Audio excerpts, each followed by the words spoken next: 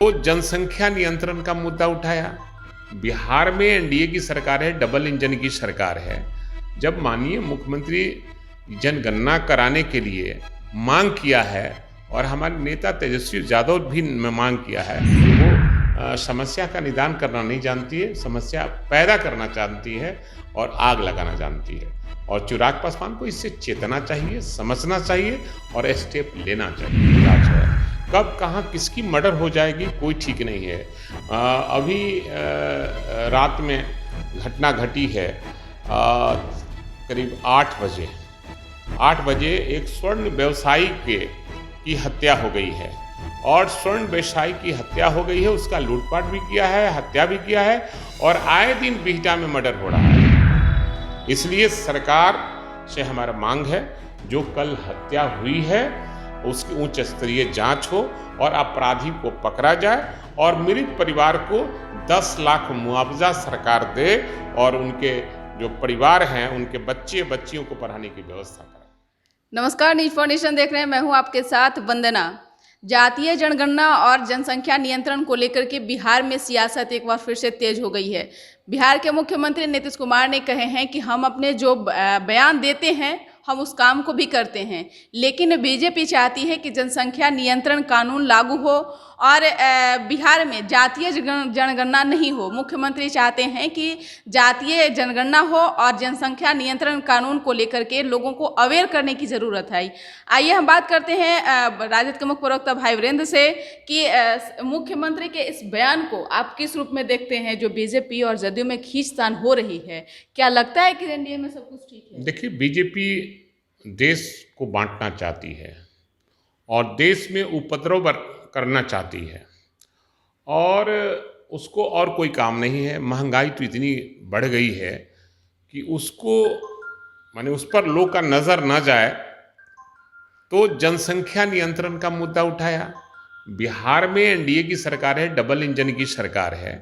जब माननीय मुख्यमंत्री जनगणना कराने के लिए मांग किया है और हमारे नेता तेजस्वी यादव भी मांग किया है और जनसंख्या वाले मामले पर ये लोग जोर दे रहे हैं, तो पहले देश में जातीय जनगणना होना चाहिए और उसके बाद लोग को इस पर विचार करना चाहिए और लोगों का सर्वदलीय नहीं, सबकी राय बनती है, माने सब सर्वदलीय बैठक हो और लोगों को समझाने की ज़रूरत है। इस पर कानून बनाने की कोई आवश्यकता नहीं है और जनगणना पर निश्चित रूप से जातीय जनगणना होना चाहिए बिहार में।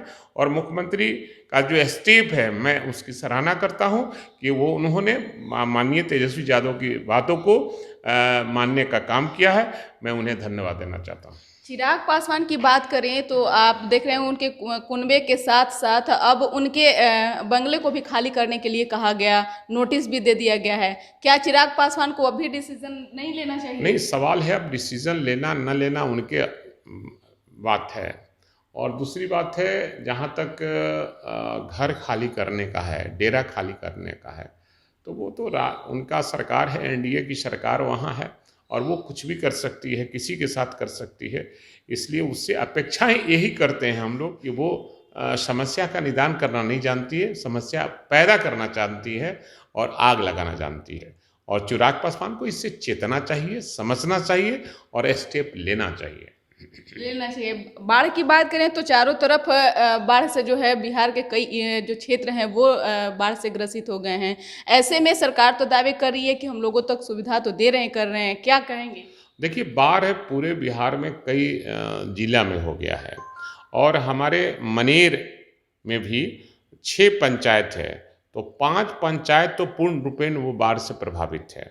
और बाढ़ का दौरा भी मैंने किया था सभी गाँवों का और आज जलमग्न हो गया है, लेकिन सरकार की तरफ से कोई राहत कार्य नहीं चलाया जा रहा है और पानी धीरे धीरे गंगा का बढ़ ही रहा है। अगर सोन आ जाएगा तो गांव का गांव उजड़ जाएगा। इसलिए सरकार को अभी से ही इस पर लेना चाहिए और बाढ़ प्रभावित घोषित करना चाहिए और जो लाभ मिल सकता है जनता को लाभ पहुंचाए सरकार। और दियारे के जो 6 पंचायत है उसको बाढ़ घोषित करने का मांग करते हैं हम लॉ एंड सरकार ऑर्डर को लेकर के क्या आपके कहना है? चारों तरफ एक ही खबरें आ रही है कि लेकिन सरकार तो कहती है कि बिहार में सुशासन की सरकार है। क्या लगता है कि बिहार में लॉ एंड ऑर्डर सब से। नहीं, ठीक है? बिहार में सुशासन की सरकार नहीं है, महाजंगल की राज है। कब कहाँ किसकी मर्डर हो जाएगी कोई ठीक नहीं है। अभी रात में घटना घटी है, करीब 8 बजे एक स्वर्ण व्यवसायी की हत्या हो गई है। और स्वर्ण व्यवसायी की हत्या हो गई है, उसका लूटपाट भी किया है, हत्या भी किया है, और आए दिन बिहटा में मर्डर हो रहा है। लेकिन पता नहीं अच्छे थानेदार को भेज नहीं रहा है। आरसीपी टैक्स लेता है लोग, और वैसे ही पदाधिकारी को भेजता है जो पैसा वसूलने का काम करता है, और चाहे वो बालू से हो चाहे रंगदारों से हो। और हर कोई जानता है, थाना बारबारी जो भी जाता है वो रंगदार को जानता है कि कौन रंगदार है जो इस तरह की हत्या अपराधी कर रहा है, वो उनसे वो पैसा लेने का काम करता है।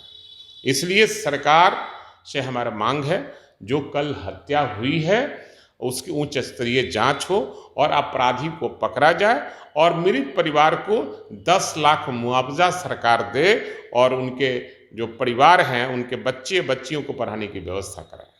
एक सवाल है कि तेज प्रताप यादव आए दिन बहुत गुस्से हैं, नाराज हैं।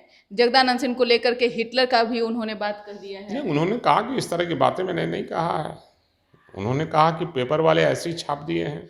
उन्होंने कहा कि नहीं, मैं इस तरह से बातें नहीं किया हूँ और इस तरह की बातें हैं नहीं। ऑल इज वेल, सब कुछ सही है, एकदम ऑल इज वेल। लेकिन भरे मंच पे तो उन्होंने ये नहीं, बयान नहीं, दिया है। नहीं, नहीं, नहीं, उन्होंने ऐसी बात नहीं कही है। और सबसे बड़ी चीज़ है, जगदा बाबू समाजवादी लीडर हैं, और वो लोहिया जी के ज़माने से राजनीति कर रहे हैं, और हम लोग के सम्मानित अध्यक्ष भी हैं। उनके नेतृत्व में आरजेडी बहुत आगे बढ़ रही है, और इसलिए उन पर किसी तरह का किसी भी कार्यकर्ता को उंगली उठाना नहीं है, और न उठाएगा कोई।